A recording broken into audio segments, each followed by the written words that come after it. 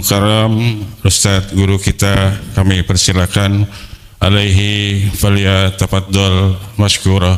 Assalamualaikum warahmatullahi wabarakatuh.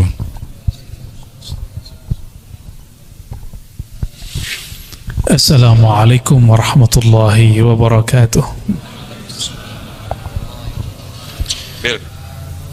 Alhamdulillahi dzil jalali wal jalal. Asyhadu an la ilaha illallah, asyhadu anna Muhammadan abduhu rasuluh. Allahumma salli wa sallim wa barik ala sayyidina Muhammad wa ala alihi wa ashabihi wa li baitihi wa zurriyyatihi ajma'in, ma ba'du. Allahumma akhrijna min zulumatil wahmi wal jahli ila al-ma'rifati wal ilmi, amin ya rabbal alamin. Allahumma ya Allah, keluarkan kami dari kejahilan, amin, dan masukkan kami ke dalam cahayamu, nur nabimu, Nabi amin. Muhammad sallallahu alaihi wasallam. Baik Bapak Ibu yang dimuliakan Allah, jamaah Isya di Masjid An-Ni'mah, semoga selalu dapat nikmat Allah Subhanahu wa taala. Ya Allah. Di dalam surat Luqman disebut nikmat itu ada dua, zahir dan batin. Maka nikmat zahir, badan yang sehat, dompet yang ada isinya, ya, punya tempat tinggal, punya kendaraan, punya pasangan, punya anak, punya kawan, itu zahir, punya kerjaan, semuanya itu zahir. Adapun nikmat yang batin, ketika kalbu berkawan dengan Allah Subhanahu wa taala, ketika kalbu selalu berkiblat kepadanya, maka setiap kalbu menjauh darinya, itulah siksaannya. Itu yang disebut dalam Al-Quran ma'isyatan dongka. Orang-orang yang berpaling dari mengingat Allah, maka Allah jadikan baginya ma'isyah. Ma'isyah itu hidup, tempat hidup, waktu hidup. Jadi dua, tempat dan waktu. Jadi waktunya dalam hidup, tempatnya dalam hidup, dongka. Dongka artinya sempit. Ya. Kalau sudah sempit, bawaannya marah, kesel, benci kepada orang yang beda faham. Ini hati-hati, ya. Dan nikmat Allah malam ini, kita dipertemukan karena Allah, dan yang kedua kita dipertemukan untuk ilmu Allah Subhanahu wa taala. Ya, yang kan kita baca bukan ilmu saya, tapi ilmu dari Allah Subhanahu wa taala. Jika ada kekurangan dalam menyampaikannya, saya minta ampun kepada Allah dan memohon supaya itu tidak masuk ke dalam hati kita semua. Amin ya rabbal alamin. Mari kita baca surah Al-Fatihah. Kita kirimkan untuk Nabi Muhammad sallallahu alaihi wasallam. Pengarang kitab ini Ibnu Athaillah Sekandari Qaddasallahu sirrahu, dan guru-guru saya yang mengajarkan kitab ini, wabil khusus masih hidup beliau, Abuya Nu'man Bashir, dan yang kedua Abuya Hasan Al-Basri. Dua-duanya mengajarkan saya kitab Al-Hikam, dan juga masyayikh yang lain yang sanadnya bersambung kepada imam ini. Wabil khusus siapapun yang hadir dan mendengarkan kajian ini. Al-Fatihah. A'udzubillahi minasyaitonir rajim. Bismillahirrahmanirrahim. Alhamdulillahirabbil alamin. Maliki yaumiddin. Iyyaka na'budu wa iyyaka nasta'in. Shiratal ladzina an'amta 'alaihim ghairil maghdubi 'alaihim. Semoga Allah bukakan kalbu kita semua. Amin. Wa bisanadina al-muttasil al-imam al-arif billah Ibnu Athaillah Sekandari qala. Imam Ibnu Athaillah berkata, la tastaghrib, jangan merasa heran, merasa asing, merasa aneh. Wuku al-akdar, jika terjadi sesuatu yang tidak menyenangkan. Ma dumta fi hadhihi dar, selama engkau masih hidup di negeri yang fana ini, di kampung yang masih fana ini, di dunia yang pasti akan binasa ini. Makanya walaupun saya tidak senang naik BBM, saya nggak komentar, Pak. Emang udah begini, ya. Kita nggak usah komentar banyak-banyak yang kemudian memperparah kolbu. Ya. La tastaghrib wuqu'al akdar ma dumta fi hadhihi dar. Jangan kamu merasa heran jika ada keburukan di bumi ini, karena bumi ini memang tempat buruk. Jangan engkau merasa aneh jika ada musibah di negeri ini, karena negeri ini penuh musibah. Seharusnya hikmah kita bukan yang ini sebelumnya. Tapi Pak Pengurus pintar sekali. Ini hiburan buat saya sebenarnya. Karena saya juga habis kehilangan. Ya. Inilah. Ya sunatullahnya begitu. Ada yang dipanggil lebih awal, ada yang dipanggil nanti. Ya. Ada yang malam ini, ada yang besok lagi. Yang baru saja wafat guru saya juga di kampus. Beliau kita panggil kadang Buya juga. Ya. Prof. Dr. Az-Zubaidi Azra. Ketika beliau dituduh liberal, saya tanya langsung tentang bab sunnah. Beliau sangat menguasai ilmu hadis dan tidak pernah mengingkari sunnah Nabi Shallallahu Alaihi Wasallam. Maka saya bersaksi beliau orang yang lurus. Ya. Walaupun tadi itu sudah baca Fatihah, saya berharap yang hadir karena S3 saya beliau yang meloloskannya, pembimbingnya beliau. Ya. Saya mohon doanya, kirimin Al-Fatihah liruhi Syekhi Az-Zubaidi Azra. Al-Fatihah. Alhamdulillah bisyaitanirrajim. Bismillah. Alhamdulillah.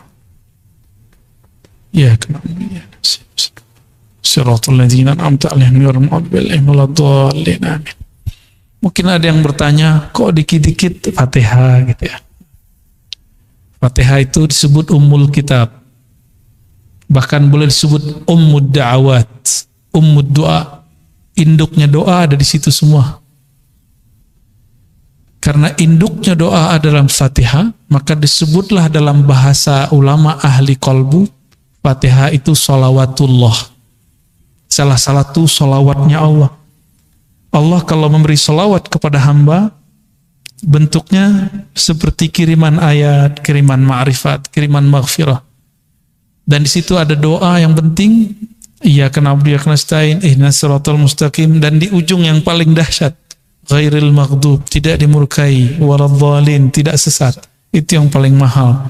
Jika ini didapat, berarti sholawat Allah sampai kepada kita. Ya. Apa arti sholawat? Sholawat itu artinya kucuran rahmat. Artinya apa? Kucuran rahmat. Ya.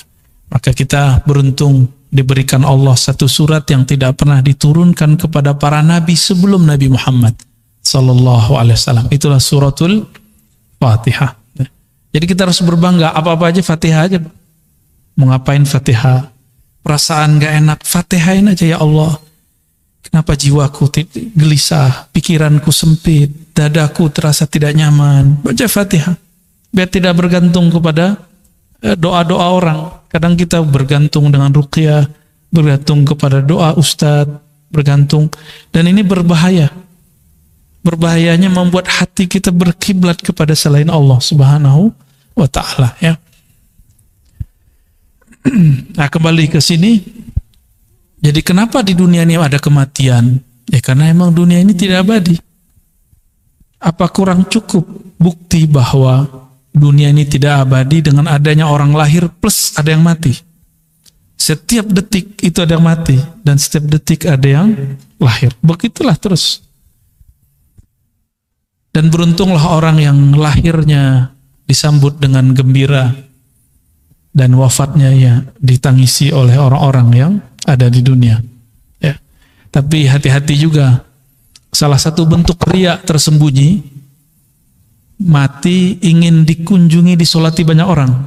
Itu riya juga tuh, ada di kitab Pak. Ya. Di antara ciri-ciri orang riya, ketika dia mati dia ingin ramai ada orang datang kepadanya.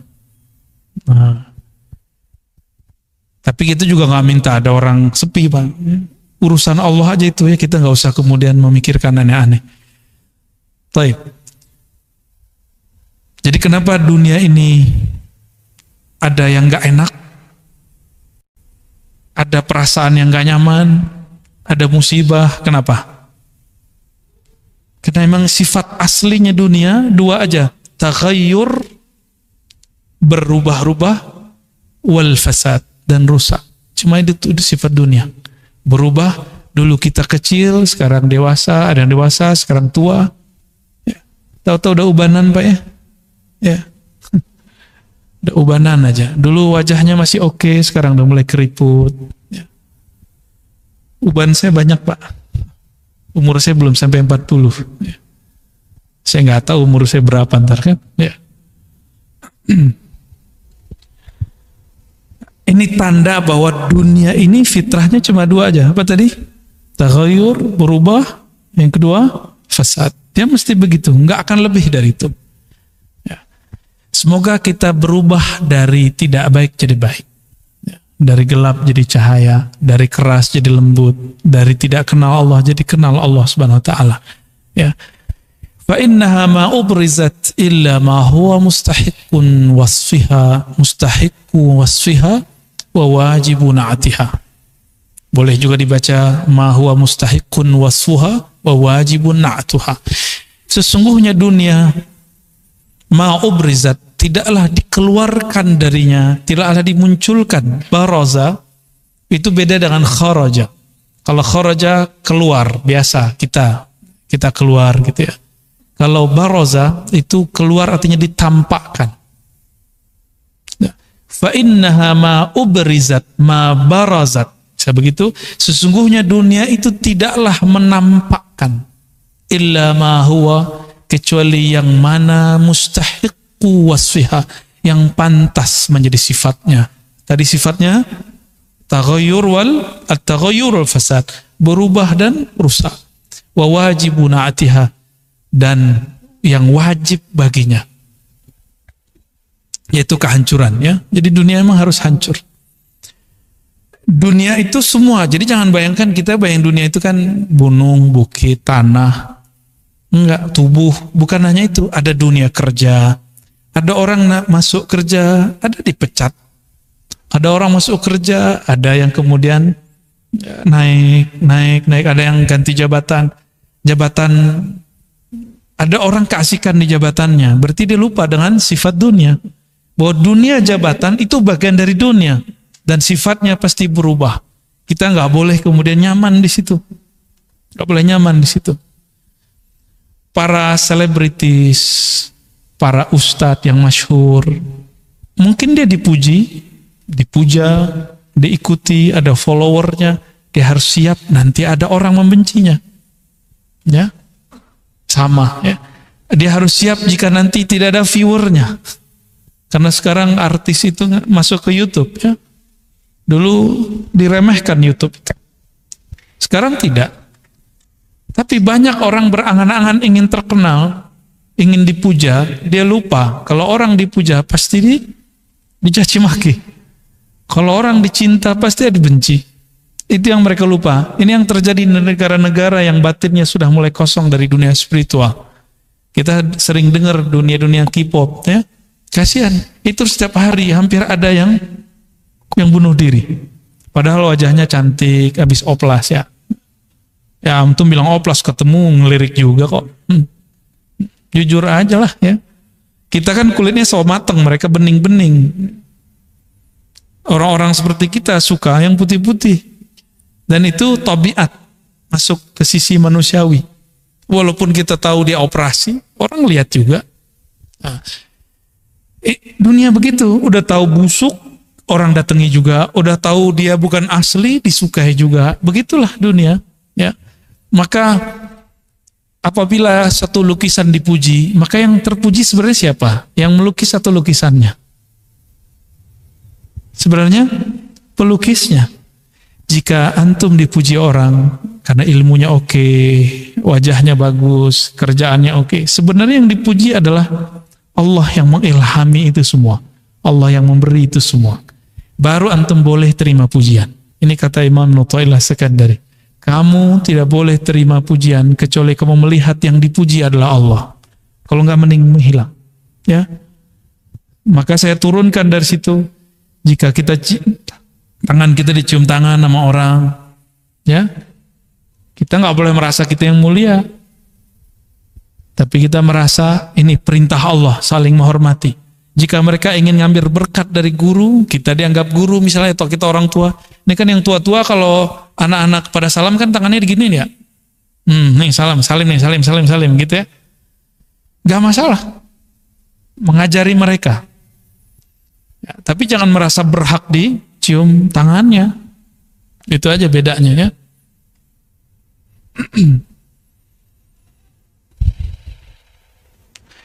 Lalu apa kata beliau? Kata pensyarah ini, nama imamnya Imam Ibn Ajibah, ya. Imam Ibn Ajibah mengatakan, beda orang awam dengan orang arif. Orang awam yang Islamnya hanya ingin yang indah-indah, dengan arif yang mengenal Allah, yang tahu seluk-beluk agama ini. Meskipun gak bisa baca kitab, semoga yang hadir malam ini tergolong arif. Amin, ya. Walaupun gak bisa nerjemah Quran, ya, gak apa salah. Nanti gak ditanya kok Pak, bisa gramatikal bahasa Arab gak dikubur, gak ditanya. Ya, yang ditanya, kamu kenal Allah tidak? Ya, man rabbuk, siapa Rabbmu? Apa kata beliau? Min adabil arif, ciri-ciri orang arif, orang yang bermakrifat, beda dengan orang awam. Allah yastaghrib syai'an min tajalliyatil haqq. Tidak pernah merasa aneh, tidak pernah merasa sulit menerima apapun yang Allah tajallikan, yang Allah tampakkan, yang Allah mau. Ya. Anak saya diambil Allah, kan Allah yang mau Pak. Apalagi nih kejadian kita, guru saya diambil Allah, apa saja. Ada yang dikasih, ada yang diberi, ada yang lahir, ada yang mati, begitu terus. Kita nggak bisa menahan sama sekali takdir Allah Subhanahu Wa Taala. Nah, orang yang masih merasa aneh, berarti dia orang yang awam. Nah, saya sering menjelaskan dulu, ada namanya Jamal, ada Jalal. Masih ingat? Ada Jamal, ada Jalal. Masih ingat gak? Saya ulangin ya. Jamal, keindahan Allah, kebaikan-kebaikan Allah. Sedangkan Jalal, keindahan Allah tapi dalam ketegasannya. Kalau Jamal, keindahan Allah dalam kelembutannya. Nah, kita ulangi terjemahannya ya. Kalau Jamal, Jalal secara harfiah, Jamal indah, Jalal mulia. Tapi bahasa Indonesia kita memang agak kurang kaya dalam menerjemahkan bahasa Arab. Karena Karim diartikan mulia, Aziz diartikan mulia. Terus apa perbedaan tiga kalimat ini? Lain. Kenapa iblis bertawassul dengan sifat izzah, bukan dengan karam? Bikaramika, dengan kemuliaanmu, Karim. Karena lain makna Aziz dengan makna Karim. Apalagi Jalal dan Jamal. Ya, Jalal, Jamal. Jamal itu kita berkumpul malam ini. Enak kan? Kalau ngaji-ngaji doang enak. Coba antum diajak berjuang, mau nggak? Siapa yang mau diajak berjuang? Kalau ngaji itu Jamal.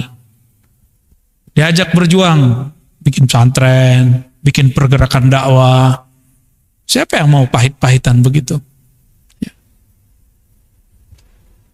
Bukan hanya itu, perjuangan itu nggak harus politik. Karena politik itu fardu kifayah. Dan saya memandang diri saya tidak layak untuk terjun ke politik. Politik praktis. Karena saya tidak ada pendidikan itu dan tidak pernah masuk organisasi pra-politik juga nggak pernah. Ya. Maka kita ngambil bagian yang lain. Yang ini juga fardu kifayah. Nah, ini adab nanti antum ketemu guru manapun. Jangan paksa dia memilih pilihan kita. Atau membicarakan politik ala kita. Karena mungkin siapa tahu dia tidak menguasai. Tapi beberapa ustadz karena ingin menyenangkan jamaahnya, dia terpaksa kemudian bermujamalah. Ya, mujamalah itu ngenak-ngenakin temen lah. Padahal dia nggak begitu-gitu amat. Tapi lama-lama kalau ketemunya komunitas begitu terus setiap hari begitu lagi, besok begitu lagi, jadi karakter. Dia takut menunjukkan dirinya yang sebenarnya. Inilah yang terjadi pada guru yang mengikuti selera muridnya. Ya. Bukan murid mengikuti hidayah yang dibawa gurunya. Kalau guru nggak bawa kayak selera, dia pakai hidayah. Mau pahit juga diajarin. Tapi kalau mental ya murid enggak. Ya. Nah, ini bahagianya orang yang mental murid jadi guru. Mental murid jadi guru. Nggak siap dibenci. Nggak siap berbeda dengan orang lain. Nggak siap beda dengan muridnya. Takut nggak diundang lagi. Ya. Gimana Pak? Baik. Jamal, ya beginilah. Ini Jamal, nggak ada pengorbanan. Antum korbannya cuma berangkat dari rumah ke sini. Kalau beragama cuma itu, gampang sekali beragama itu. Maka beragama harus ada pengorbanan. Kadang korban perasaan, nggak hanya korban duit. Kalau korban duit orang biasa, korban perasaan ini yang paling berat. Ya, karena perasaan itu bagian dari yang disebut nafs, jiwa, ego. Ego ini harus disembelih. Ego itu harus dibakar. Kalau enggak, dia akan merongrong. Dia seperti anjing liar, anjing gila yang ada dalam diri. Ya. Kalau kita tidak tundukkan dia akan menguasai kita. Nah, itu sebabnya ketika orang berjuang, itu banyak yang berguguran. Kalau sudah jadi sebuah pergerakan, apakah namanya thariqah, apakah majelis zikir, apakah pesantren, majelis dakwah, majelis selawat, itu akan banyak begitu. Sesama jamaah diuji, sesama pengurus diuji. Ya. Pengurus gimana Pak? Kena ujian belum? Udah kan? Ya. Kadang ada yang nggak sepakat, Ustadz itu kenapa diundang? Nah nanti begitu juga. Ya siap-siap, namanya berjuang. Orang berjuang harus berkorban. Ya. Nah, itu namanya jalal. Jalal itu ketika menemukan sesuatu yang jiwa kita bilang gak enak, tapi ruh kita bilang itu enak. Itu kemerdekaan dia. Jadi kapan ruh kita yang merdeka? Jika jiwa ini merana. Jika jiwa kemudian disudutkan terus, jiwa kemudian dididik terus sampai kemudian dia menjadi patuh kepada ruh. Baru ruh kita merdeka. Inilah yang disebut al-insan al-kamil, manusia yang sempurna. Dan itulah Rasulullah Sallallahu Alaihi Wasallam. Nah, kita sedang proses ke sana. Semoga Allah mudahkan. Ya.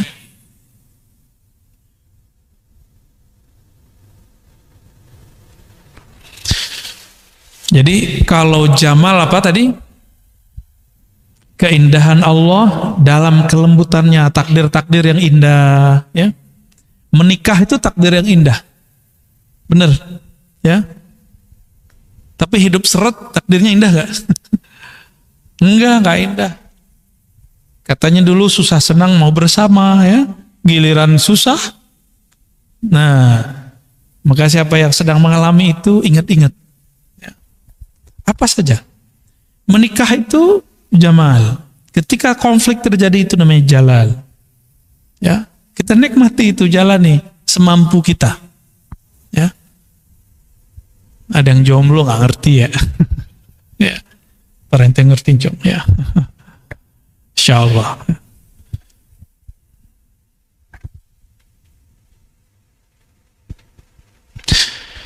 Semua itu cara Allah mengenalkan dirinya. Semua itu cara Allah berbicara kepada makhluk. Jadi apapun takdir kita, apapun kejadian kita, itu cara Allah berbicara kepada kita. Ya. Seakan-akan Allah mengatakan ana ma'akum. Kan di Quran wa huwa ma'akum ainama kuntum.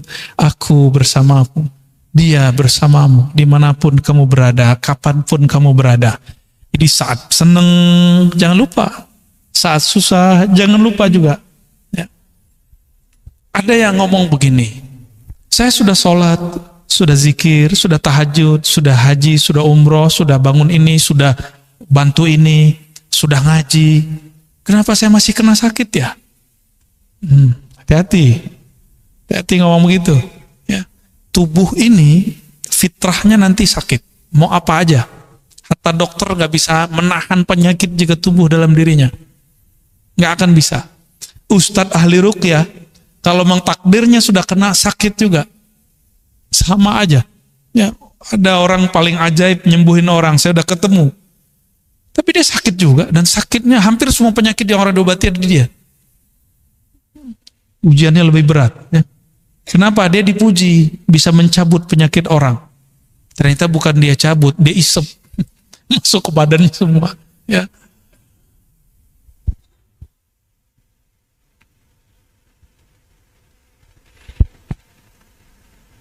Maka adalah sebuah riwayat yang menyebutkan ayuhan nas. Ini dinisbatkan kepada Nabi SAW dalam satu khutbah. Wahai manusia, inna hadhihi dar darul tiwa la darus tiwa. Wahai manusia, ini bumi, ini dunia adalah negeri yang penuh kerusakan, bukan negeri tempat istiwa, tempat kamu tinggal. Nah, maka Nabi kita sering dengar dari kecil ya, kun fid dunya ka'annaka gharib ya. Dulu saya ingat saya Zainuddin MZ tuh sering baca hadis tuh ya.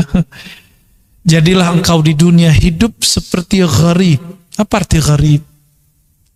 Orang asing. Orang asing yang gak mungkin dia berpikir akan tinggal lama. Enggak antum yang mau keluar, dunia ini ingin mengeluarkan kita. Kita gak mau keluar nih. Dunia ini yang mengeluarkan kita sudah. Ya. Dan kita sudah sering sampaikan bahwa kenapa mati itu menjadi menyakitkan? Karena orang yang mati ini hatinya masih terikat dengan dunia. Maka ketika diputus oleh malaikat maut, itu yang menyakitkan. Ya. Nah, mulailah melepas-lepas itu sedikit demi sedikit. Ya. Bukan melepas hidup dunianya, bukan melepas kalau kita diberi kemewahan oleh Allah, nikmat, bukan itu. Tapi bergantungnya kalbu kepada yang bagian-bagian itu. Silakan hidup nikmat, hidup nyaman. Silakan pakai kendaraan, silakan semua. Tapi kalbunya jangan di situ. Kalbunya kepada pemberi nikmat. Kan sama aja. Orang mendapat nikmat syukur dengan sabar karena dapat musibah kan sama aja. Hidup seret sabar. Hidup nikmat syukur. Itu sama, Pak. At-ta'imus syakir kas-sa'imus sabir. Orang yang dapat nikmat dan dia bersyukur, dia makan, dia bersyukur, dia punya rumah, dia bersyukur, dia punya semua fasilitas, dia bersyukur, sama dengan orang yang sabar. Yang dia sabar saat dapat musibah. Sama aja. Sama-sama aja sebenarnya. Yang diuji cuma satu. Engkau kolbumu berkiblat kepada Allah atau kepada musibah atau sebaliknya nikmat itu. Sama aja. Ya. Maka banyak orang dapat nikmat secara zahir, batinnya sedang disiksa. Dia dapat nikmat zahirnya, tapi batinnya gelisah. Kenapa? Kolbunya tidak bersama Allah. Hidupnya sempit, perasaannya sempit aja. Ya. Ada orang hidupnya terlihat susah, tapi kolbunya selalu bersama Allah. Yang kamil sempurna, apapun keadaannya dia bersama Allah. Nggak mandang-mandang saat, ya? Nggak mandang-mandang saya pengennya yang enak-enak aja deh gitu. Kalau udah ngaji hikam jangan gitu lagi ya. Kenapa? Antum suka nggak suka, takdir itu pasti baik buruk, dua-duanya muter. Disuka, dibenci, dapat kebaikan, dapat keburukan, dapat kerja, nggak dapat kerja, dapat nikmat, nggak dapat nikmat. Dua-dua aja muter aja terus. Suka nggak suka pasti terjadi. Maka karena suka tidak suka dia datang, harus siapkan ilmunya. Nah, kalau orang ada menyebut soft skill, ini apa sebutannya ini? Ya, soft skill itu kemampuan skill-skill yang halus dalam diri. Ini lebih dari itu, Pak. Lebih halus dari itu. Kalau orang-orang menyebut ada supranatural, apalagi? Nah, kalau ilmu ini supernatural, ya, barangkali kalau diistilahin ya.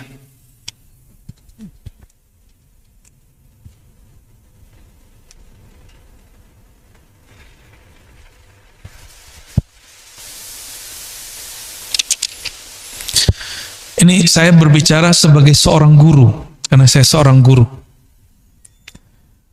Nikmatnya guru ustadz dai apa? Ada murid. Ya. Ada murid, ada orang-orang yang mau berkorban, ada orang-orang yang khidmat, ada orang-orang yang ngaji. Ada orang-orang yang memuji. Ada pengikut, follower. Ya. Itu mirip-mirip dengan artis, Pak, mirip. Mirip sekali. Cuma kalau dia berhasil, dia akan jadi artis langit. Kalau enggak, dia cuma jadi ustadz artis. Kapan dia kemudian berhasil? Kira-kira kapan dia berhasil? Nah, ini yang disebut di awal hikam dulu ya. Udfun wujudaka fi ardil khumul. Masih ingat gak? Nomor 4 Bu ya. Nomor 4 ya. Udfun wujudaka fi ardil khumul. Benamkan dirimu, wujudmu. Ini wujud. Jangan merasa dirimu ada wujud. Fi ardil khumul. Di bumi yang dalam. Di tanah yang dalam. Wama nabata. Sesuatu yang tumbuh sebelum saatnya, ya, biji yang tumbuh di atas tanah tidak dibenamkan sedikit, maka dia tidak tumbuh secara sempurna. Coba lihat biji padi, biji jagung, dibiarkan bergeletak, dia masyhur kelihatan, ya, tidak ditekan. Nah, menekan itulah yang disebut membakar ego, dan yang melakukan itu guru yang bakar itu. Maka seorang dai, ini pesan saya untuk diri saya sendiri dan siapapun yang menjadi dai atau ustadz, karena tidak ada namanya komisi pengawas ustadz, nggak ada. Maka carilah guru yang akan menguasimu, carilah mursyid yang akan membimbing, karena di atas langit pasti ada langit, di atas orang berilmu pasti ada yang lebih berilmu lagi, di atas mursyid ada mursyid lagi. Kecuali jika rohaninya telah langsung berguru kepada rohaniah Rasulullah SAW, boleh dia nggak berguru, ya. Itulah masalahnya, ya. Siapa yang begitu, ya? Maka sampai hari ini saya masih berguru, ya. Ketemu ke kampung mana, ke negeri mana, saya cari guru. Walaupun sesaat, ya, sejam, 2 jam, 15 menit, saya masih berguru, ya. Ini tahaddus bin ni'mah. Sebagai bentuk rasa syukur, saya kemanapun saya cari guru. Ya, ada yang mau didatengin, ada yang tidak. Ya. Ada yang nggak mau didatengin karena dia nggak mau masyhur. Nah, ini kita juga berguru kepada orang itu. Wow, ada ya orang begitu. Ada yang senang, ya, menerima kita seperti tamu. Alhamdulillah, ya.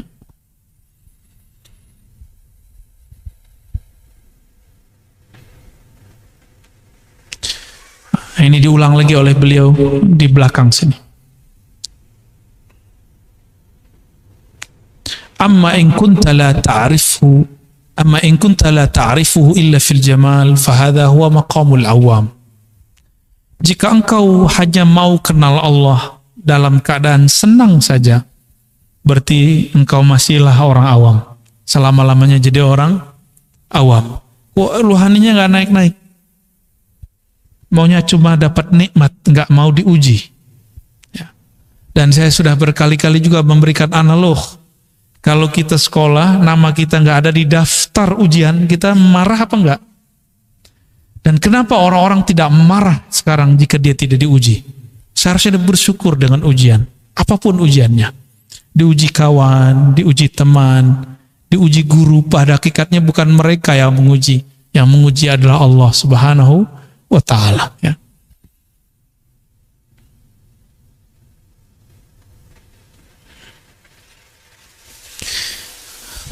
Ada potret 2 orang ibu di dalam Al-Quran, ya, disebutkan di akhir syarah ini. Pertama, Sayyidatuna Maryam, ibunda Maryam. Boleh nggak nyebut Bunda Maryam? Boleh nggak? Apa menyerupai agama sebelah? Bunda. Ya, ada yang ngechat kita, nggak boleh sebut bunda. Itu orang gereja. Ya salam, gereja belum ada di Indonesia. Kita orang Indonesia udah nyebut maknya bunda. Ya, jangan kebalik. Oh nggak boleh nyebut Maria. Maria itu bahasa orang kafir. Ente belajar dulu lah bahasa Semit. Ya, bahasa Semit itu ada 3 minimal. Arab, apa lagi? Suryani. Apalagi bahasanya orang Israel apa? Ibrani. Bahkan ini semua induknya ada satu bahasa namanya Aramiyah. Ya. Ada yang mengatakan terpisah. Ini ahli bahasa juga lain. Sekarang bahasa Aramiyah atau Aramaik hanya dikalamkan 3 negeri di Suriah. Ya. Kita udah ketemu kawan kita ada orang Suriah. Saya tanya konfirmasi katanya benar.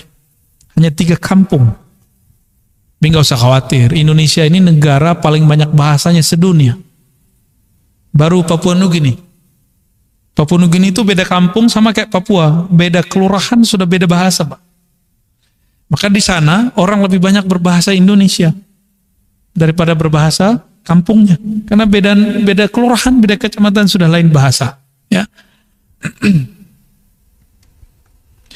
Sayyidatuna Maryam atau Bunda Maria sama. Ya.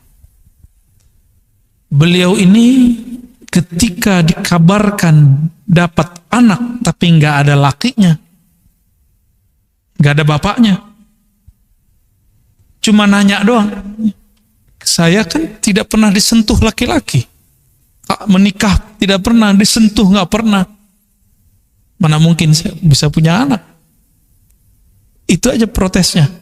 Nggak ada protes yang lain. Protesnya cuma melihat tubuhnya. Kan biasanya perempuan yang menikah, hamil biasa. Ini nggak ada. Oleh karena itu, beliau disebut Siddiqiyah. Nggak banyak protes. Meskipun pernah ada ratapan-ratapan ketika hendak melahirkan, tapi ratapannya ratapan bukan menolak takdir. Ya, itu beda. Dia cuma curhat-curhat aja. Curcol kata orang bilangnya. Lain dengan Sayyidatuna Sarah. Sayyidatuna Sarah umurnya sudah tua.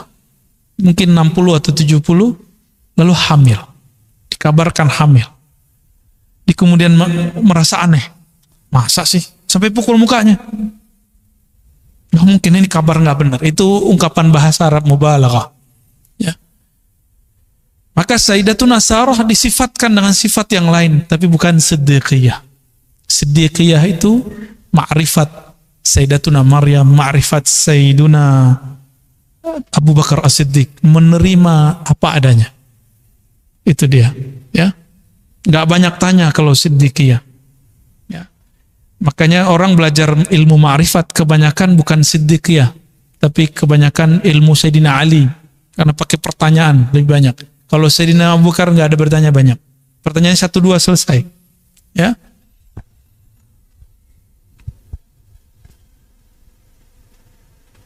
Maka di Quran itu ada pertanyaan dibalikkan kepada Sayyidatuna Sarah. Ata'ajabina min amrillah. Apakah kamu merasa takjub, heran dengan kehendak Allah Subhanahu wa taala, ya. Baik, ini hikmah malam ini. Mau ditambah? Langsung tanya jawab. Ya, oke, baik. Kita baca lagi lalu tanya jawab. La tastaghrib wuqu'al aqdar ma dumta fi hadhihi ad-dar. Jangan lagi engkau merasa heran dengan keburukan, perubahan, fana, kehancuran di bumi, karena itu adalah sifat aslinya bumi. Jangan kamu merasa heran dengan musibah yang ada di dunia, karena itulah karakter aslinya dunia. Fa innaha ma ubrizat illa ma huwa mustahiqun wasuha wa wajibun na'tuha. Karena dunia sifatnya tadi dua, dia akan menampilkan dua-duanya kemanapun engkau memandang, kemanapun engkau melihatnya. Wa ma lillahi baqiya, ditambah dengan kalam Imam Malik. Ini tambahan saya. Jika itu dibuat karena Allah, jika yang datang malam ini karena Allah, nanti insya Allah di sorga Allah pertemukan lagi kita. Insya Allah, ya. Saya pun juga sama, ya.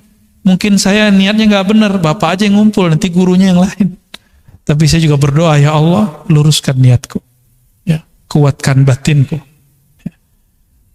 Ini yang disampaikan guru kami waktu di Sumeneb kemarin di Madura, Abu Ya Taifur Ali Wafa, hafizahullah. Beliau juga seorang mursyid Thariqah Naqsyabandiyah, tabaqatnya satu tabaqat di atas saya. Ya. Apa kata beliau? Jika memang ruh dulu pernah bertemu di sana, di alam ruh, maka dia akan bertemu lagi dengan cara apapun di alam fana ini.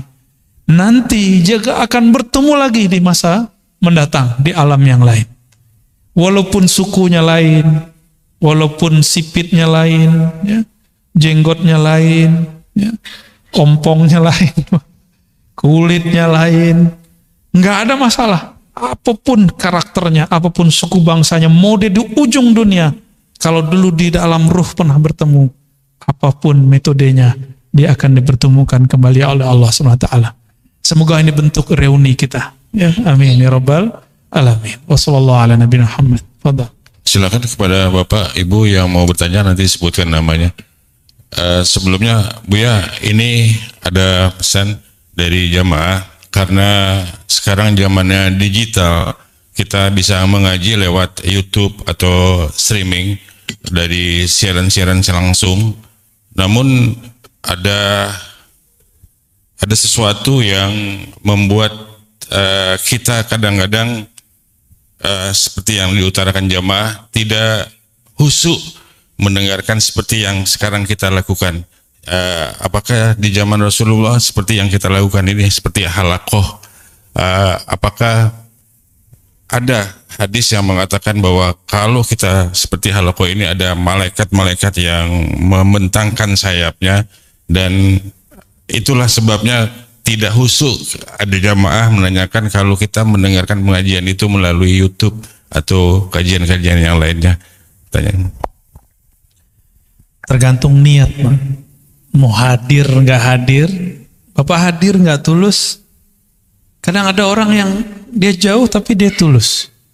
Maka apapun pengajiannya, dimanapun caranya, apapun, mulai baca Fatihah.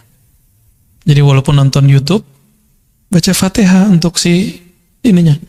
Bapak kira saya nggak nonton YouTube juga? Sesekali saya masih nonton juga. Ada guru-guru kita, cuma saya banyak nontonnya masyaikh dari Timur Tengah emang. Ya. Biasanya ada kajian-kajian kitab. Jadi saya pun masih mengupgrade bacaan-bacaan itu, sekaligus ngelatih sama lughah, ya, memperdengarkan teks Arab supaya nggak lupa. Biasanya kalau bahasa nggak dipakai lupa, ya.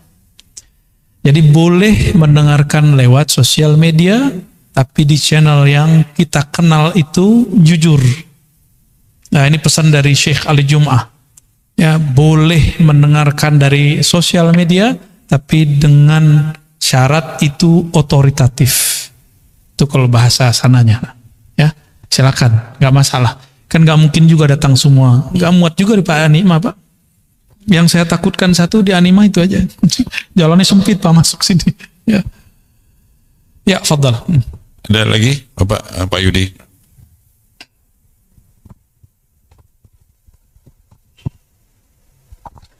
Assalamualaikum warahmatullahi wabarakatuh. Buya, di dalam Al-Quran, ya, saya pernah baca bahwa segala sesuatu diciptakan berpasangan, ya. Seperti ada hidup, ada mati, senang, susah, dan seterusnya. Saya pernah berpikir, kalau kita ingin dipuji oleh manusia, pada hakikatnya pada saat yang sama kita juga sebenarnya mengharap dicaci manusia, karena kan katanya itu berpasangan, gitu. Seperti itu saya suka sampaikan ke anak-anak saya. Apakah itu demikian? Terima kasih. Berarti Bapak udah dewasa, Pak. Bukan hanya rambutnya yang putih, jiwanya sudah mulai dewasa, ya. Emang begitu, ya. Dan Allah emang menciptakan salah satu zaujain pasang-pasangan. Ada yang senang, ada yang nggak senang, ada bahagia, ada nggak bahagia. Kalau sudah siap mendapatkan pekerjaan, harus siap diputus dari kerja, ya. Jika siap punya kawan, siap ditinggal kawan. Nggak ada kawan abadi kecuali Allah. Itulah makna wahwa ma'akum. Yang benar-benar dapat jadi kawanmu, ma'a bersamamu, itu hanya Allah. Nggak ada yang abadi, ya. Oke, lanjut. Bismillahirrahmanirrahim. Assalamualaikum warahmatullahi wabarakatuh. Assalamualaikum. Nama saya Ibu Siti Farida. Saya ingin bertanya kepada Buya. Saya juga selain mengikuti Buya, saya juga berguru kepada Kiai Haji Widil Hamdan, Ponpes Darul Mustafa.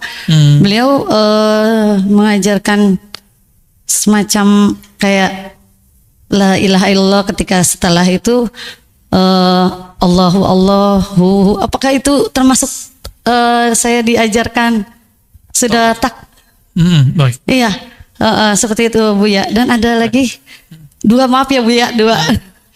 Saya ini penasaran banget Buya masalah ini. hukum untuk seorang pendidik ketika dia melakukan kesalahan yang asusila. Maaf ya Bu ya, punten banget ini ya. Mungkin kayak guru mengaji gitu. Beliau ada gitu ya. Ini maaf astagfirullahaladzim, bukan saya membuka aib. Itu hukumnya ketika saya pun sudah bertanya dan konsekuensinya katanya guru itu harus dikeluarkan. Apakah memang harus seperti itu Bu ya? Baik. Itu aja, terima kasih. Wassalamualaikum warahmatullahi wabarakatuh. Kalau yang kedua tergantung lembaganya ya. Saya bukan orang itu. Oke, yang pertama apabila sudah pernah diajarkan seorang guru, syekh yang tentunya punya otoritas, zikir la ilaha illallah, Allah kah atau sholawat kah, maka sudah sah disebut ngambil zikir darinya. Ya. Mungkin kadang guru itu nggak mau nyebut nama torikoh, karena masih banyak ustadz takut diimagekan bertasawuf sesat. Ya. Saya nggak masalah, saya hargai ustadz begitu, tapi bagi saya kalau kamu takut sama jamaahmu, terus jamaah kamu takut sama jamaah harusnya takut sama siapa dong? Takut itu kepada Allah, bukan ke jamaah. Tapi saya husnuzon kepada mereka, mungkin itu trik dakwahnya. Tapi trik dakwah mengajarkan tasawuf tanpa thariqah. Oke, semoga itu bukan penipuan terhadap jamaah. Bagi saya nggak mungkin aja. Sama mengajarkan fikih tanpa mazhab. Ngajak orang ke Bandung tapi nggak pakai kendaraan, kuat nggak?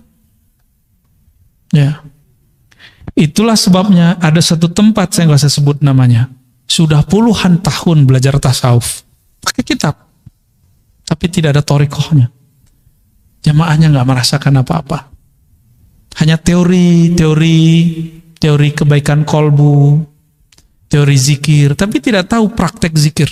Dua-duanya harus kita kejar, ya. Ini kan orang-orang kadang berpikir, zikir-zikir mulu, kapan berjuangnya? Loh, berzikir ente belum benar, gimana benar berjuang? Ya, nggak ada namanya pejuang di dalam gerakan Islam kecuali kolbunya masyghul bidzikrillah, sibuk dengan mengenal Allah, sibuk zikrullah. Kok sekarang dipisah-pisah? Itu mah zikir-zikir doang, nggak ada pergerakannya. Nggak bisa begitu. Orang itu baru berani kalau kolbunya sudah bersama Allah. Kolbunya dipenuhi dengan minimal satu nama saja Allah. Satu nama aja, antum sebut Allah, Allah, akan muncul keberanian luar biasa. Ya, nggak takut lagi dicaci maki orang. Nggak takut tadi punya jamaahnya hilang, nggak takut. Kenapa? Yang ngurusin jamaah itu kan Allah. Sebanyak itu pengajian, kenapa dia datang kepada Syekh Fulan? Itu Allah yang atur. Bukan karena dia pinter, bukan karena ustadznya ganteng, enggak. Banyak ustadz enggak ganteng, jamaahnya banyak. Bukan karena baca kitabnya, bukan. Banyak ustadz enggak bisa baca kitab, saya lihat. Tapi dia punya karisma dalam kolbunya. Ya. Ketika kita bergurulah kepada orang-orang yang dapat hak otoritas mengajarkan zikir. Ya, kalau nggak muter-muter aja terus teori khusyuk kebanyakan. Kalau kita belajar khusyuk dalam thariqah langsung aja, nih zikir kamu amalin, ntar akan datang khusyuknya. Nggak perlu pakai teori. Ya. Jadi bedanya bercita-cita dengan berangan-angan, cita-cita itu ada prakteknya. Banyak orang bercita-cita mendapatkan keikhlasan, belajar tasawuf, berakhlak bagus, tapi nggak ada prakteknya. Makanya mohon maaf ya, orang kalau cuma maunya ngaji-ngaji doang, nggak mau praktek zikir, nggak mau duduk malam hari, nggak mau latihan sebelum subuh atau ba'da subuh, ya hasilnya garing, sholatnya garing, akhlaknya juga begitu, garing semua. Ya, cuma yang nanti ganti bajunya ganti, performannya berubah, tapi di dalamnya tidak berubah. Ya untuk apa berubah baju tapi akhlak nggak berubah? Nah, kita sudah lihat Pak, ini Indonesia betul-betul terbuka sekali, artis hijrah.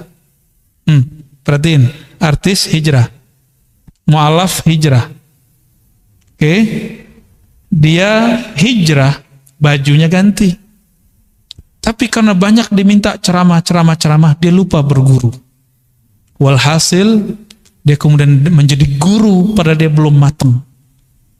Karakter dia belum berubah. Apa karakter lamanya? Mungkin dulu artis ada manajer kah, ada anak buahnya banyak, main suruh-suruh, main kata-katain kalau mal. Sama, ketika dia hijrah, bajunya ganti.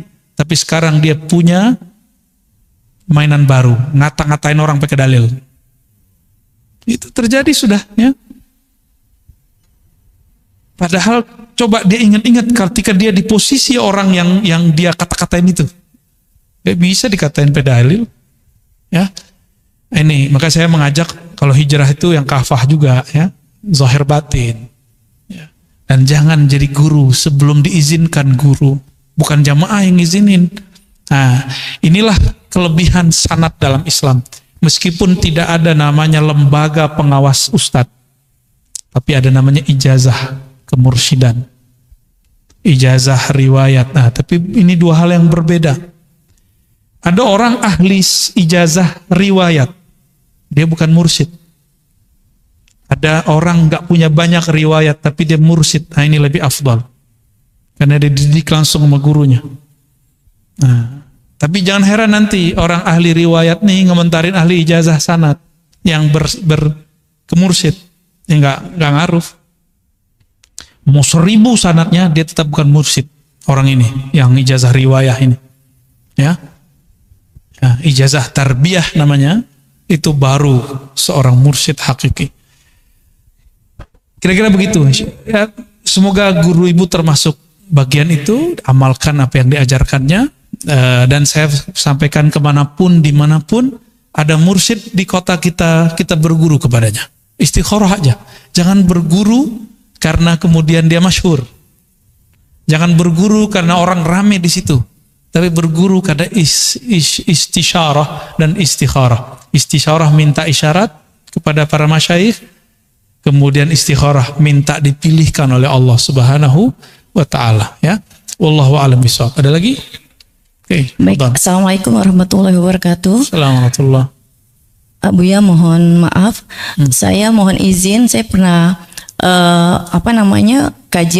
ikut kajian Buya di YouTube, kemudian Buya mengijazahkan salawat ahadiyah, dan itu alhamdulillah saya mengamalkan. Saya mohon izin untuk mengamalkannya Buya, semoga Buya mengizinkan. Kemudian yang kedua Buya, kadang-kadang kita mengikuti kajian lewat YouTube itu, kadang-kadang kita sebagai ibu rumah tangga sambilan, misal sambil masak atau sambil nyetrika, itu bagaimana Buya? Apakah itu termasuk ul adab atau bagaimana? Karena kalau untuk kajian seperti ini kan memang kita fokus ya. Kalau di rumah kadang kita sambil masak atau sambil nyetrika untuk keluarga. Mohon penjelasan Buya. Terima kasih. Wassalamualaikum warahmatullahi wabarakatuh. Assalamualaikum. Ini ilustrasi aja Bu. Saya punya kawan dan punya guru, kalau khatam Quran biasanya di atas motor. Maksudnya apa? Dia kalau naik motor bukan ngapalin, takrir, ngulang bacaan dari awal sampai akhir. Maka seringnya dia khatam Quran di atas motor atau di atas mobil, atau dulu kalau kita masih naik angkot gini-gini aja. Kalau sekarang kan enak, mulut udah ditutup, jadi nggak kelihatan riak kan. Kalau itu boleh, maka ibu sembari masak boleh, ya, nggak apa-apa. Tapi jangan sholat sembari masak, ya. Salawat ahadiyah. Nah, ini ada yang bertanya kepada saya tentang ada yang mempermasalahkan isinya. Oke, semua yang hadir saya ijazahkan salawat ahadiyah, ya. Amin. Allahumma ya ahad salli ala Ahmad, Allahumma ya ahad salli ala Muhammad, Allahumma ya ahad salli ala al-Mahdi khalifatika ya Allah ya ahad. Itu bacaannya. Saya dipermasalahkan ke yang tiga. Allahumma ya ahad salli ala al-Mahdi, ya Allah berilah salawat sampai ke rahmat kepada al-Mahdi khalifahmu. Apa kata orang ini? Ini kadang yang mempersalahkan orang yang dianggap alim di tempatnya. Maka saya jawab, ya. Gak boleh, kata dia, sholawat kepada selain Nabi. Kata orang alim ini. Gimana Pak? Benar gak boleh sholawat kepada selain Nabi?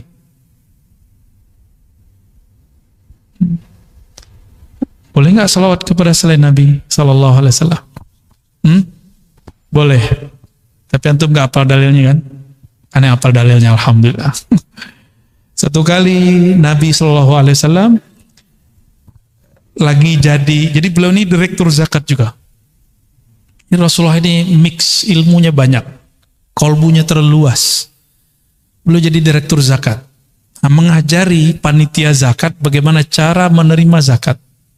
Datanglah Ibnu Abi Aufa, diriwayatkan oleh Imam Bukhari, Imam Muslim, hadisnya sahih. Mengantarkan gandum atau kurma, menyerahkan kepada Rasulullah SAW dan juga perhiasan-perhiasan. Apa kemudian kata Nabi? Allahumma salli ala Ibni Abi Aufa. Ya Allah, berilah salawat kepada Ibnu Abi Aufa. Boleh toh salawat kepada? Nah, di Quran ada nggak? Ada. Inna salataka sakanul lahum. Sesungguhnya salawatmu atas mereka, salawat berarti doa. Salawat berarti doa. Sakanul lahum, itu akan menenangkan mereka. Coba Pak, nanti kalau memberi sesuatu kepada seorang, didoain olehnya. Kita merasa merinding, walaupun orang itu nggak merinding. Kita senang sekali. Kenapa? Ini sunnatullah. Dan Allah sudah menggariskan, inna salataka sakanul lahum. Salawatmu, doamu, itu menenangkan mereka. Jadi bolehkah salawat kepada selain Nabi sallallahu alaihi wasallam? Boleh, karena salawat kepada selain Nabi artinya doa. Salawat ke Nabi artinya doa juga. Tapi pantaskah kita mendoakan Nabi? Enggak. Justru mendoakan Nabi sebenarnya mendoakan diri kita. Ya. Ya Allah, berikanlah salawat, salam kepada Nabi Muhammad SAW. Ya.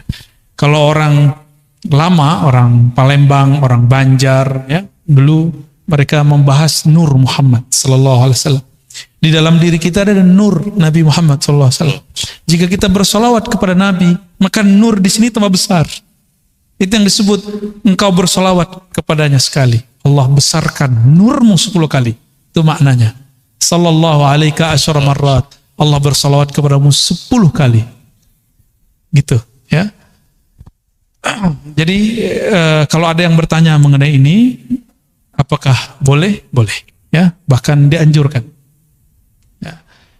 Ada satu lagi yang bertanya waktu itu, bahkan saya ditunjukin videonya, membantah tidak boleh menyebut abati Rasulillah. Ya, Rasulullah bukan ayah kita. Ya, orang ini nggak baca maulid Pak. Ya. Dia cukup baca kitab maulid, disebut di kitab-kitab maulid, di doa-doa maulid al-ab al-akbar. Ya, Rasulullah itu disebut ayah yang agung. Ya, di sini ada maulid nggak? Baca maulid nggak? Ya. Yang penting tuh bukan gendangnya Pak ya, penghayatannya yang penting. Ya, gendangnya mah nggak usah kenceng-kenceng, yang lembut. Ya.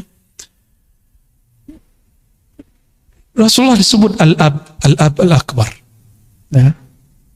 Maka boleh menyebut assalamualaikum ya aba ruhi, atau ya abati ya Rasulullah, salam atas engkau wahai ayahanda ruhku. Itu maknanya, bukan ayahanda jismani. Itu ya. Allahu a'lam bissawab. Ada lagi? Ada ya? Satu lagi mungkin.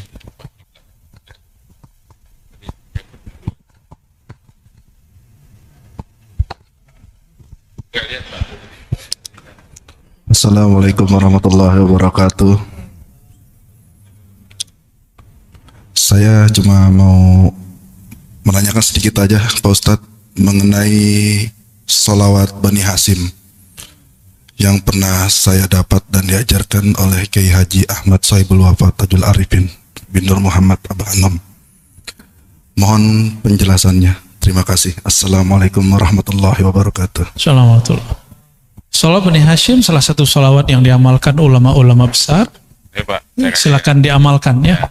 Kalau untuk mensyarahnya, nanti saya buat majelis khusus mensyarah kitab-kitab sholawat. Karena saya itu menjelaskan sholawat biasanya agak panjang. Ya. Kadang 3 lafaz itu kita jelasin bisa 2 jam gitu. Karena lafaz-lafaz sholawat itu bukan dibuat oleh ulama, itu karena ilham. Jadi sholawat yang hasil ilham itu dijelaskan nggak habis-habisnya. Ya, begitu juga kalam Nabi, apalagi kalamullah subhanahu wa ta'ala. Nanti kita buat majelis khusus lah, atau ada pertemuan khusus di sini, saya mengkaji tentang salawat-salawat, macam-macam salawat. Satu salawat kita ambil nanti, insya Allah Kang ya. Ya. Saya juga pencinta Syekh Ahmad, ya, Sahibul Wafa, Ahmad Tajul, gimana nama lengkap beliau? Saya taunya Abah Anom gitu. Ya. Tajul Arifin itu nama tapi sekaligus gelar kerohanian beliau itu ya. Ya, Sahibul Wafa, Tajul Arifin. Ya. Kita biasa kenalnya Abah Anom, Abah Sepuh gitu. Ya. Dan perlu diingat juga kepada yang punya jalur TKN bahwa TKN itu berkembang banyak di Jawa Barat. Tidak hanya jalur itu. Di Cirebon itu banyak jalur-jalur lain, di Bandung juga ada, di Cianjur juga ada, bahkan sampai ke Banten, bahkan sampai ke Magelang ya. Di Magelang ada guru kita juga, Mbah Ahmad Halwani. Orang manggil Mbah itu artinya kiai di sana ya. Mbah Ahmad Halwani juga punya jalur. Dan ada zikirnya yang sama, ada yang berbeda. Dan saya mencintai mereka semua. Semua mursyid kita cinta. Ya. Wallahu a'lam bishawab. Ya. Assalamualaikum warahmatullahi wabarakatuh. Buya, mungkin ini yang terakhir ya. Mohon dijelaskan tadi di awal Buya kalau nggak salah menyebutkan salah satu riya itu adalah ketika kita meninggal disolatkan dengan orang banyak. Bukankah itu setiap kejadian yang ada di bumi ini itu atas kehendak, atas takdirnya Allah? Mohon dijelaskan, kalau memang ada kitabnya tolong dijelaskan. Terima kasih. Assalamualaikum warahmatullahi wabarakatuh. Assalamualaikum warahmatullahi wabarakatuh. Antum butuh kitab ya? Oke. Ada imam ya, saya ingat saya namanya Fudail bin Iyad ya. Apa kata beliau? Orang yang ingin matinya diramaikan banyak orang, itu adalah riya yang tersembunyi. Ya. Saya ingat saya beliau yang berkalam begitu ya. Fudail bin Iyad ya. Itu ada di kitab Hilyatul Aulia. Nanti tokohnya mohon dikoreksi Buya Zul Asfiyah. Beliau ini kan pembaca kitab yang detail juga nih ya.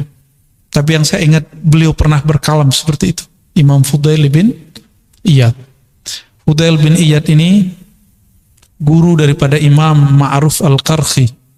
Ma'ruf Al-Qarhi guru daripada Sri Sakti. Sri Sakti guru daripada Junaid Al-Baghdadi. Junaid Al-Baghdadi dari beliau lah bercabang semua thariqat yang ada sekarang. Ya 90% lah kalau nggak disebut 100%. Ya. Nah, Fudail bin Iyad ini orang mantan preman jadi wali. Nah gitu, kalau Allah mau ngangkat jadi wali nggak ngandang orang Pak. Mau dia pemaksiat, mau dia pembunuh, mau dia pezina, mau dia koruptor, mau dia apapun. Itu Fudail bin Iyad penyamun. Kan koruptor zaman itu tuh ya. Atau ya apa aja diambil. Bisa ngerampok di istana, bisa ngerampok di pasar, di mana aja bisa diambil. Tapi kalau Allah mau, kita kan ngira ngambil duit 5.000 itu dosa kecil ya. Enggak. Duit 5.000, duit 5M itu dosa bisa sama kadang. Tergantung kesempatannya. Ya. Masalah kerugiannya lain cerita, tapi dosanya hampir sama. Koruptor yang raksasa ini, penyamun maling besar ini, bagi dia 5M kecil, sama kayak 5.000 bocah. Tapi kalau ada anak muda, anak kecil ngambil duit 5.000, itu begitu udah besar, dosanya sama Pak. Sama-sama maling, maksudnya sama ngambil hak orang lain. Ya. Walaupun istilah maling dalam bahasa Arab itu lain dengan nyamun, itu lain, dibedakan secara fikih ya. Baik, gitu Pak ya. Satu lagi. Wah, Pak Ketua nih. Terima kasih. Assalamualaikum warahmatullahi wabarakatuh. Pakai ini ya. Biar kita nggak lupa mukanya. Terima kasih, Ya. Buya. Seperti yang tadi disampaikan oleh Buya bahwa di dalam suatu kegiatan berbuat suatu kebaikan itu pasti ada yang suka dan ada yang tidak suka. Termasuk mungkin jadi pengurus masjid barangkali ya. Curhat nih. Nah, mohon penjelasan tentang makna daripada satu pengorbanan. Terima kasih. Wassalamualaikum warahmatullahi wabarakatuh. Assalamualaikum warahmatullahi wabarakatuh. Kalau ngurus masjid seperti masjid ini, korban yang banyak korban perasaan Pak, sama waktu. Ya, nikmati aja Pak. Orang cinta ada korban nggak? Bapak cinta sama istri, ngorbanin waktu, berangkat macet. Udah berapa tahun Pak kena macet? Kan sekarang udah pensiun. Dihitung-hitung dari awal, Jakarta mulai macet, terus Bapak terpinggirkan sampai tinggal di sini, bukan di tengah kota. Ada 30 tahun. 30 tahun karena cinta sama istri toh.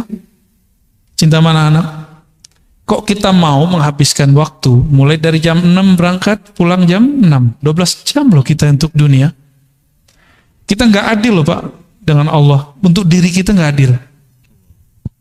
Katanya cinta kepada Allah, tapi korban waktu kepada dunia. Kalau ngaji sesempatnya, ya salam. Ya. Ngaji itu bukan sesempatnya, ngaji itu mesti sempat, itu lain tuh ceritanya. Maka hasil santri yang diwajibkan ngaji beda dengan bapak yang bertahun-tahun ngajinya begini-gini aja, ya akan berlainan. Oleh karena itu, walaupun ngaji kita begini-gini aja, bapak sekarang main di rohaninya. Udah nggak mungkin dong saya ngajarin nahu sorof, ntar jadi sarap semua. Ya, nahu sorof kita juga pusing dulu belajar itu. Udah sekarang di nahu kolbu mainnya, ya itu yang akan dipelajari ya. Untuk siapapun orang masjid di negeri manapun, di bumi manapun, kalau masih ada bumi selain bumi ini, maka ujiannya tetap akan sama. Ya, ujian korban waktu, syukur-syukur bapak korban duit Pak. Ya, syukur-syukur ya, jangan hanya korban waktu, korban duit juga Pak.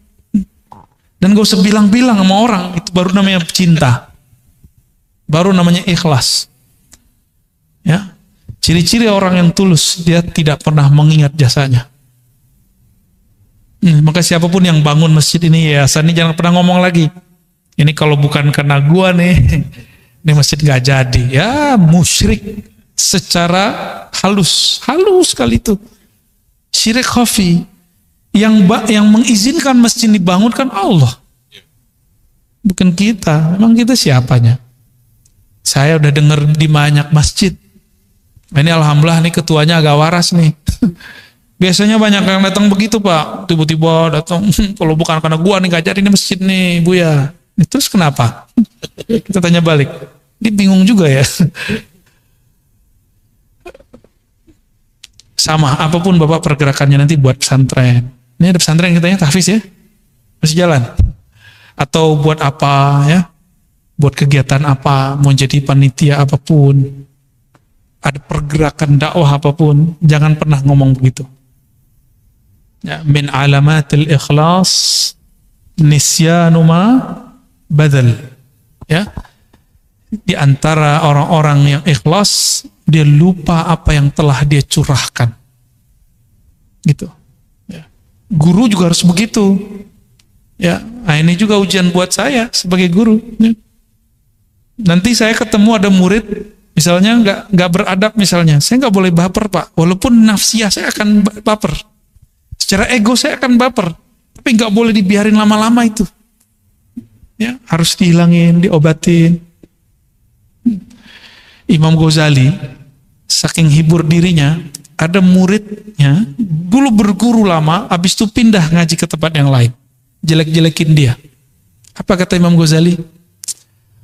Ini cara beliau mengobati nafsiyahnya, egonya.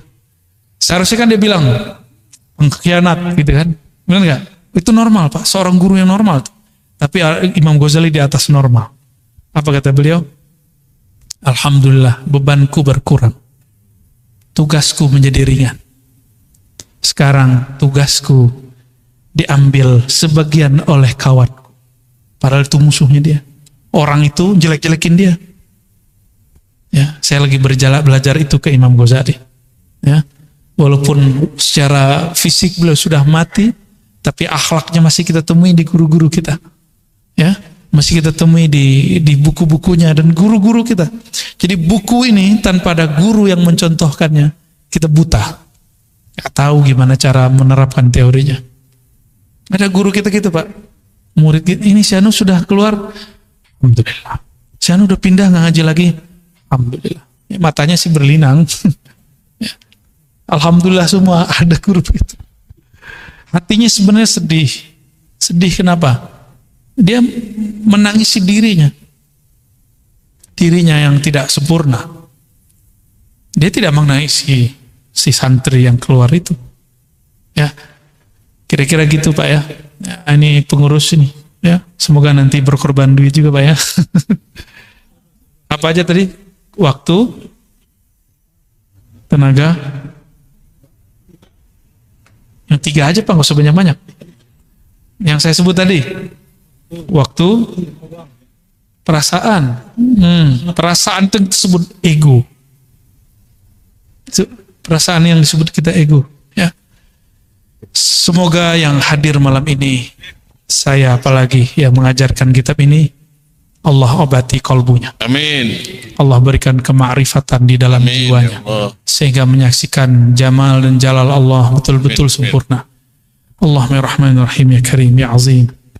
Salli ala nabiyyina Muhammad. Ya Allah, sampaikan salam rindu kami, salam cinta kami kepada Nabi Muhammad sallallahu alaihi wasallam. Allahumma ya nur, ya man huwa nurun ala nur.